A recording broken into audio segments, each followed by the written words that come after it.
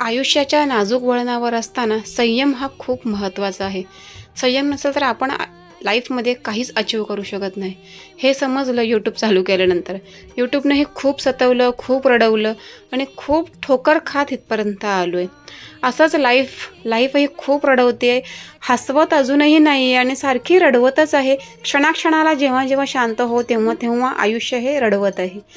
तर काहीच सांगता येत नाही. घराच्या बाहेर असं निघालं म्हटलं ना, की डोक्यामध्ये चक्र फिरते, की काय होईल, कसं होईल, कधी होईल, कधी व्यवस्थित वाटा सुरू होतील, प्रत्येक वेळेला.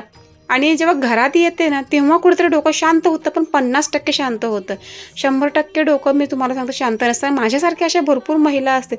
खरंच हॅट्स ऑफ आहे त्या सगळ्यांना, की ज्या कोणी ह्या सगळ्या सिच्युएशनला टॅकल करतात, हँडल करतात आणि आपलं घर सांभाळण्याचा प्रयत्न करतात आणि फॅमिली म्हणजे तुमचं जे कुटुंब आहे ते आनंदी ठेवण्याचा प्रयत्न करतात. हे खरंच खूप मोठी गोष्ट आहे.